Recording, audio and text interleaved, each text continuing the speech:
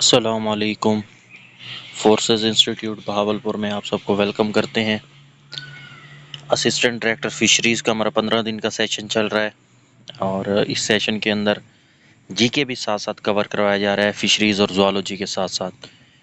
तो बच्चों को ज़ूलॉजी और फिशरीज़ के साथ जो जीके की फ़ाइल शेयर की गई थी इंटरनेशनल ऑर्गेनाइजेशन से रिलेटेड, तो वो बच्चों को नहीं समझ आ रही थी, तो इस वजह से ये वीडियो बनानी पड़ रही है ताकि बच्चों को ये चीज़ क्लियर करवाई जा सके। बच्चों, तो बगैर कोई टाइम वेस्ट किए आज हमारा असिस्टेंट डायरेक्टर 15 डेज़ का जो सेशन है, रिवीजन का सेशन है, इस सेशन में हमारे 8 दिन कंप्लीट हो चुके हैं। तो 8वें दिन इंटरनेशनल ऑर्गेनाइजेशन, इनको हम डिस्कस करते हैं बच्चों। और ये जो ऑर्गेनाइजेशन है ये सिर्फ असिस्टेंट डायरेक्टर फिशरीज़ के लिए नहीं, ये पीपीएससी, एनटीएस, एफपीएससी जितने भी पेपर्स हैं उन सब के लिए बहुत अहम होती हैं, क्योंकि इनमें से एक सवाल लाजमी पीपीएससी, एफपीएससी, कोई भी टेस्टिंग एजेंसी वो पूछती है। और मोस्टली ये पूछता है कि ये जो ऑर्गेनाइजेशन है इसका हेड क्वार्टर कहाँ पे है। ठीक है, तो ये अक्सर पूछा जाता है। तो इसी चीज़ को हमने डिस्कस करना है कि जो इंटरनेशनल ऑर्गेनाइजेशंस हैं उनका हेड क्वार्टर कहाँ पे है। ठीक है बच्चों, तो इसी के लिए ये फाइल मैंने शेयर की थी जो बच्चों को समझ नहीं आ रही थी। अब जैसे सबसे पहले हमारे पास है जो हेड क्वार्टर है वो है जिनीवा। ये जो जिनीवा है ये स्विट्ज़रलैंड का शहर है, स्विट्ज़रलैंड का सिटी है।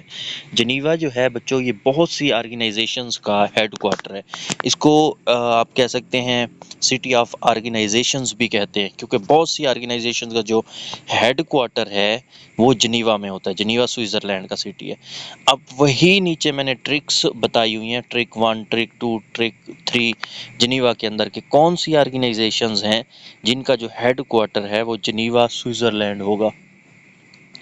तो इसी में देखें, ट्रिक 1 जहाँ लिखा हुआ है इसका मतलब क्या है कि जो ऑर्गेनाइजेशन, ऐसी ऑर्गेनाइजेशन जो वर्ल्ड मतलब दुनिया, वर्ल्ड से शुरू हो और ऑर्गेनाइजेशन पर ख़त्म हो, ORG मतलब ऑर्गेनाइजेशन पर ख़त्म हो, उसका हेड क्वार्टर कहाँ होगा? जिनीवा स्विट्ज़रलैंड में होगा।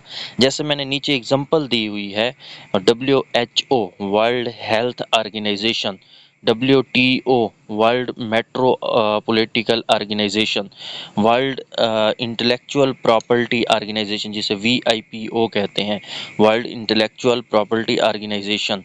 ठीक है, अब ये तीनों ऑर्गेनाइजेशन देखें, वर्ल्ड से शुरू हो रही हैं और ऑर्गेनाइजेशन पे ख़त्म होती हैं। जैसे वर्ल्ड हेल्थ ऑर्गेनाइजेशन, इसका पहला लफ्ज़ वर्ल्ड है और आखिरी ऑर्गेनाइजेशन है। तो ऐसी तमाम हम कहते हैं ऑर्गेनाइजेशन जो जिनका पहला लफ्ज़ वर्ल्ड हो और आखिरी ऑर्गेनाइजेशन पे ख़त्म हो, उसका हेड क्वार्टर कहाँ होगा? जिनीवा। तो इन तीनों का जो हेड क्वार्टर है वो जिनीवा स्विट्ज़रलैंड है बच्चों। और इसके अलावा नीचे है एक्सेप्शंस, कि एक्सेप्शंस भी होती हैं। ये नहीं है कि सारी की सारी ऑर्गेनाइजेशन जो वर्ल्ड से शुरू हो, ऑर्गेनाइजेशन पे ख़त्म हो, उनका हेड क्वार्टर जो है वो जिनीवा हो। कुछ ऐसी भी हैं जिनका ऐसा नहीं है। जैसे नीचे एग्जांपल है हमारे पास वर्ल्ड टूरिज्म ऑर्गेनाइजेशन। ठीक है, अब ये जो वर्ल्ड टूरिज्म ऑर्गेनाइजेशन है इसका हेड क्वार्टर कहाँ है बच्चों? मद्रास, यूरोप के अंदर। ठीक है, तो मद्रास यूरोप के अंदर है। अब दूसरी कौन सी एक्सेप्शंस में आ जाती हैं वो है वर्ल्ड कस्टम ऑर्गेनाइजेशन।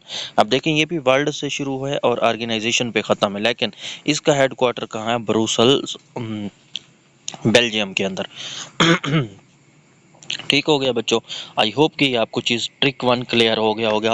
एक्सेप्शंस याद रखनी है कि ये इन दो के अलावा बाकी जितनी भी ऑर्गेनाइजेशंस होंगी जो वर्ल्ड से शुरू होंगी और ऑर्गेनाइजेशन पे ख़त्म होंगी, उन सब का हेड क्वार्टर कौन सा होगा? Geneva Switzerland.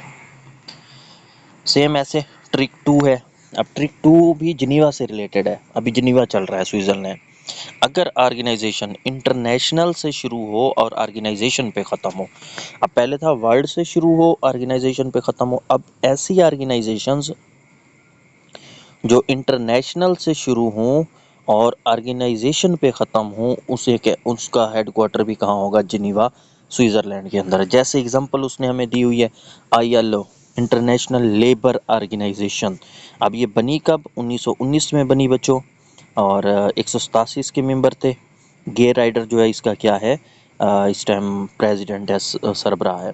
उसके बाद है ISO इंटरनेशनल स्टैंडर्ड ऑर्गेनाइजेशन, ये 1947 में बनाई गई। 162 इसके मेंबर्स हैं, जॉन वेल्टन इसका प्रेसिडेंट है।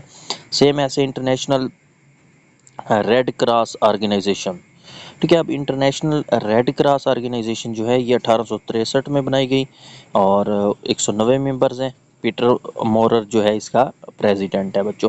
अब ये सारी देखें इंटरनेशनल से शुरू हैं और ऑर्गेनाइजेशन पे क्या है, ख़त्म है। ठीक है, तो ऐसी तमाम ऑर्गेनाइजेशंस का हेडक्वार्टर क्या होगा, जिनीवा। तो इन सब का हेडक्वार्टर क्या है, जिनीवा। एक्सेप्शंस हर जगह होंगे। अब यहाँ पे एक्सेप्शंस क्या हैं, इंटरनेशनल मैरीटाइम ऑर्गेनाइजेशन। अब ये जो इंटरनेशनल मैरीटाइम ऑर्गेनाइजेशन है इसका हेडक्वार्टर लंदन है। ठीक है, क्योंकि कुछ स्पेशल केस होते हैं, तो ये स्पेशल केस है इंटरनेशनल मैरीटाइम अफेयर, मतलब मैरीटाइम ऑर्गेनाइजेशन, इसका हेडक्वार्टर लंदन हो गया बच्चों।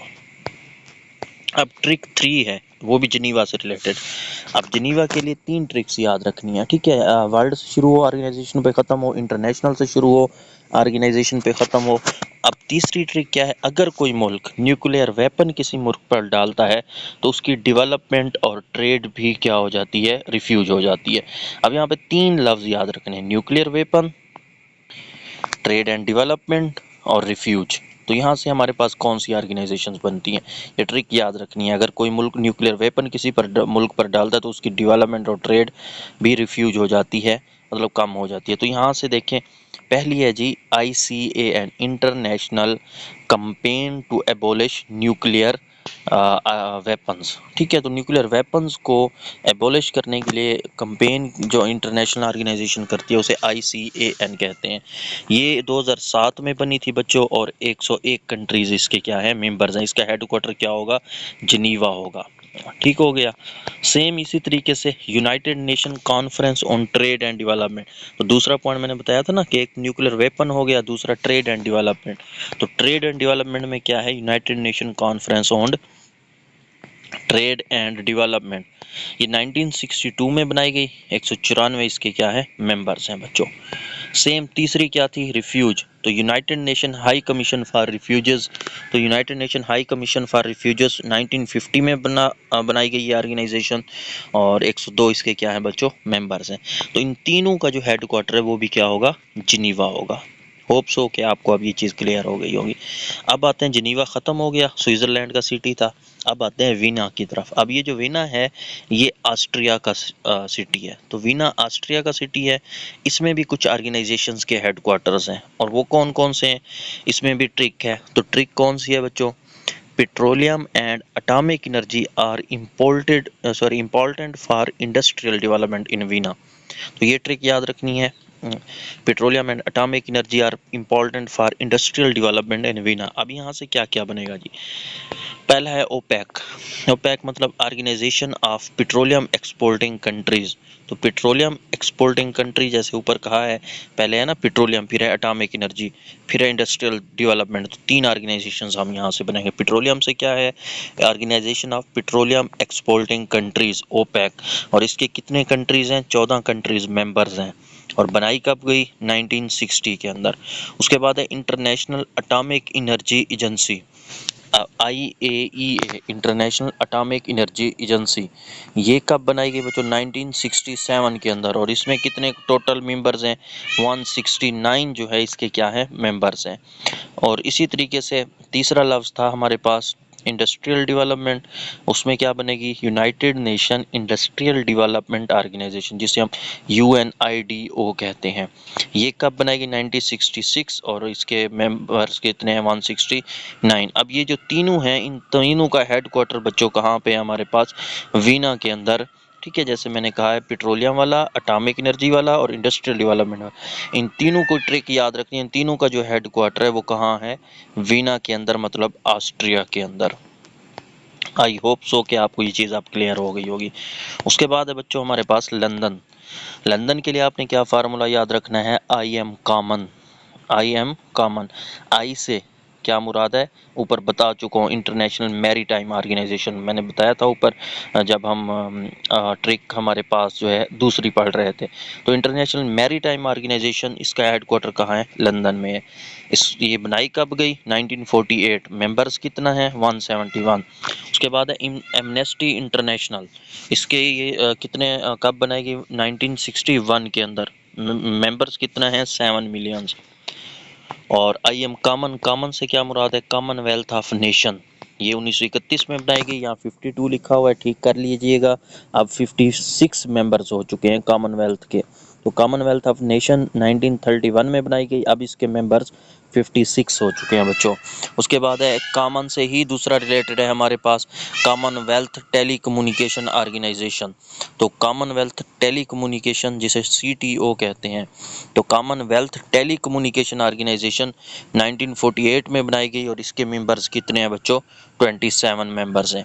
तो ये हमारे पास IM कॉमन, मतलब इनका जो ये जो ऑर्गेनाइजेशन है सारी की सारी, इन सब का हेडक्वार्टर कहाँ है? लंदन के अंदर है। उसके बाद बच्चों हमारे पास पेरिस। अब पेरिस में क्या है, इसके लिए क्या ट्रिक है? किसी लफ्ज़ में इकोनॉमिक या एजुकेशनल आ जाए तो उसका हेडक्वार्टर क्या होता है? पेरिस होता है। तो कोई भी ऑर्गेनाइजेशन है उसके अल्फाज में इकोनॉमिक का लफ्ज़ आ जाए या एजुकेशनल का लफ्ज़ आ जाए, इन तमाम का हेडक्वार्टर कहाँ होगा बच्चों? पेरिस के अंदर होगा। जैसा कि OECD, organisation for economic cooperation and development, तो इकोनॉमिक का लफ्ज़ आ गया है तो इसका हेडक्वार्टर कहाँ होगा? पेरिस के अंदर। ठीक है। और ये कब बनाई गई? OECD 1961 में। मेंबर्स कितना है? 35। यूनेस्को है, United Nation education scientific and cultural organisation बच्चों, यूनेस्को। अब यहाँ पे आप देखें तो क्या आ गया है? साइंटिफिक मतलब एजुकेशन का जिक्र आ गया है, तो इसका हेडक्वार्टर कहाँ है? हमारे पास पेरिस के अंदर। ये यूनेस्को कब बनाएगी? 1965 के अंदर, और 195 इसके मेंबर्स हैं बच्चों। उसके बाद है हमारे पास न्यूयॉर्क। न्यूयॉर्क किन किन ऑर्गेनाइजेशंस का जो है हेडक्वार्टर है? तो इसमें आपने याद रखना है, in New York UNO give fund for, तो UNO का अपना हेडक्वार्टर न्यूयॉर्क में है। फिर याद रखना है चिल्ड्रन एमरजेंसी जो ऑर्गेनाइजेशन होगी उसका हेडक्वार्टर न्यूयॉर्क है। फिर डेवलपमेंट एंड पॉपुलेशन कंट्रोल का जो हेडक्वार्टर है वो भी कहाँ है? न्यूयॉर्क में। In New York UNO give fund for children emergency development and population control. अब नीचे देखते हैं कौन कौन से हैं। ये है जी हमारे पास यूनाइटेड नेशन ऑर्गेनाइजेशन UNO, और ये कब बनी थी? 1945 के अंदर। इसके कितने मेंबर्स हैं? 193 मेंबर्स हैं बच्चों।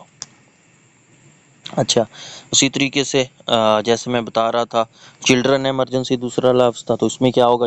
यूनिसेफ है, United nation international children emergency fund 1946, और इसके मेंबर्स कितना है? 36। यूनाइटेड नेशन आगे था लफ्ज़ डेवलपमेंट, तो यूनाइटेड नेशन डेवलपमेंट प्रोग्राम 1966 में बनी थी ये ऑर्गेनाइजेशन, 36 मेंबर्स हैं, और इन तमाम का जो हेडक्वार्टर है वो न्यूयॉर्क है। इसी तरीके से United nation fund for population control, आगे आखिरी लफ्ज़ था पॉपुलेशन कंट्रोल, तो पॉपुलेशन कंट्रोल की जो ऑर्गेनाइजेशन है ये 1969 में बनाई गई, और इसके बच्चों कितने हमारे पास मेंबर्स हैं? 35 मेंबर्स हैं। तो इन तमाम ऑर्गेनाइजेशन का जो हेडक्वार्टर है वो कहाँ पे है बच्चों? हमारे पास न्यूयॉर्क के अंदर है। ठीक है, तो ये ट्रिक आपने इस तरीके से याद रखनी है। अच्छा, उसके बाद बच्चों हमारे पास है करेंसी। अच्छा, करेंसी से आपने क्या याद रखना है? वैसे ये तो हमने सिंपल बनाया हुआ है, अदरवाइज जब हम जियोग्राफी पढ़ेंगे तो उसमें आपको सारी चीज़ें ये साथ साथ क्लियर होती जाएंगी जब हम कंट्रीज़ को डिटेल के साथ डिस्कस करते जाएंगे। अभी अक्सर बच्चों ने थोड़ा बहुत क्योंकि चीज़ों को याद रखना होता है, तो उसके लिए क्या है कि आपको ये ट्रिक्स याद करनी पड़ेंगी। जैसे पहले हमारे पास करेंसी है जी पौंड। अब पौंड किन किन की करेंसी है? तो इसके लिए फार्मूला, जो दस्ती फार्मूला है, ये ट्रिक है, वो क्या है? यूके अंग्रेज़ों ने हम पर राज किया और हमें क्या कर गए? लेस। तो यूके लेस, दो अल्फाज हैं यूके और लेस। यूके क्या है? इन तमाम की जो करेंसी होगी बच्चों क्या होगी? पौंड होगी। अब यूके लेस, यूके का मतलब क्या है? यूके जो है 4 कंट्रीज़ होते हैं यूके में। कौन कौन से हैं? इंग्लैंड है, आयरलैंड है, स्कॉटलैंड है और वेल्स है। तो ये 4 जो कंट्रीज़ हैं इनको कहते हैं यूके। ठीक हो गया। और इन चारों का जो हमारे पास करेंसी है वो क्या होगी? पौंड होगी बच्चों। लेस, लेस में क्या है? एल से लेबनान, ई से इजिप्ट, एस से सीरिया शाम, एस से सूडान और एस दूसरे से साउथ सूडान। तो ये 5 कंट्रीज़ हैं, इनका भी बेसिकली जो करेंसी है बच्चों वो क्या होगी? पौंड। तो यूके लेस आपने इसको याद रखना है ट्रिक को। फिर है जी रुपया।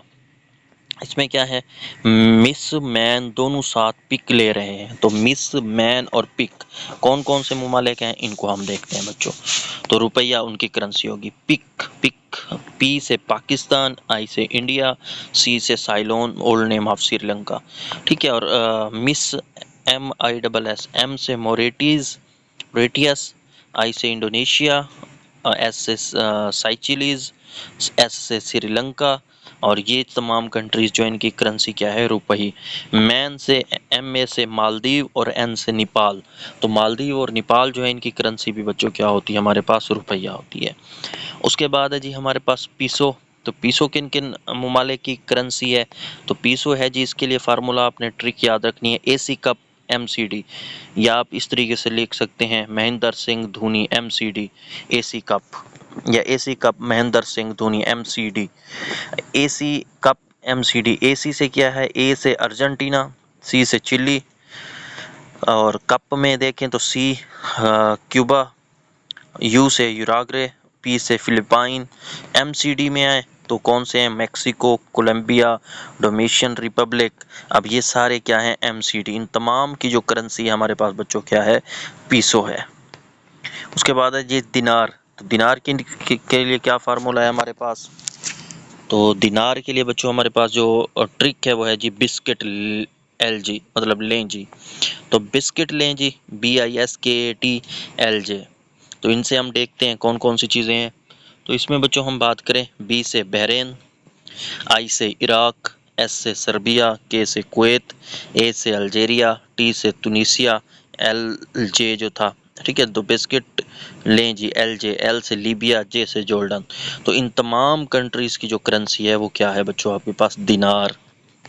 ठीक है। तो दिनार जो है ये बिस्किट लें जी, आपने याद रखना है।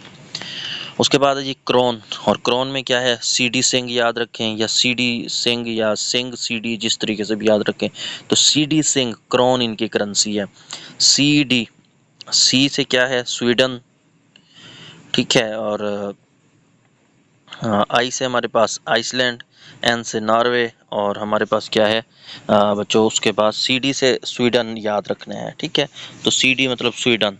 और हमारे पास जो सिंह है इसमें क्या है बच्चों, हमारे पास, हाँ सॉरी, यहाँ पे मिस कर रहा था, सिंह पहले है, CD सिंह या सिंह से अगर बात करें तो S से पहले, S मतलब स्वीडन, I मतलब आइसलैंड, N से नॉर्वे, और G से क्या हो जाएगा, ग्रीनलैंड। और CD जो है, C से जिच रिपब्लिक, और D से बच्चों क्या हो जाता है, डेनमार्क। तो ये CD सिंह जो है, ये क्रोन इनकी करेंसी है CD सिंह वालों की। ठीक हो गया। इसी तरीके से शिलिंग है। शिलिंग के लिए जो ट्रिक याद रखनी हो क्या है, कुस्त, KUST, कुस्त। कुस्त से क्या है, K से कीनिया, U से युगांडा, S से सोमालिया, T से तंजानिया। तो इन सब की जो करेंसी हो क्या है, शिलिंग। उसके बाद है जी रियाल। और रियाल जो है ये गुल्फ कंट्रीज की है, जिसमें Iran, Oman, Qatar, Saudi Arabia और ब्राज़ील। तो इन तमाम की जो करेंसी है बच्चों वो क्या है, रियाल है। इसी तरीके से डॉलर है, USA, Bermuda, Barbados, Jamaica, Namibia, Fiji, Togo, Australia, New Zealand, Canada, Zimbabwe, Taiwan, Hong Kong, Singapore. इन तमाम की करेंसी डॉलर है। उसके बाद है जी यूरो। यूरोप में सबसे ज़्यादा इस्तेमाल होती है, जिसमें Austria, Belgium, Cyprus, Estonia, Finland, France, Germany, Italy, Spain. ये सारी चीज़ें हमने जियोग्राफी अपने लेक्चर्स में डिस्कस करनी है जब 1 पेपर का सेशन है। उसके बाद है बच्चों कुछ स्पेसिफिक हैं, जैसे कोरिया की वुन है, चाइना की युआन है, जापान की येन है, रशिया की रबल है। ठीक है। थाईलैंड की भात, म्यांमार की कयात है, और तुर्की की लीरा है, स्विट्ज़रलैंड की स्विस फ्रैंक है, UAE की दिरहम है बच्चों। तो ये था हमारे पास टॉपिक बेसिकली, जिसमें हमने ऑर्गेनाइजेशंस के हेडक्वार्टर्स और साथ साथ हमने किसको डिस्कस किया बच्चों, करेंसी को डिस्कस किया है। आई होप कि ये चीज़ें क्लियर हो गई होंगी। फिर भी अगर किसी को कोई डिस्टर्बेंस है तो फिर मेरे साथ व्हाट्सएप पर रब्ता कर सकते हैं। थैंक यू एंड अल्लाह हाफिज़ बच्चों।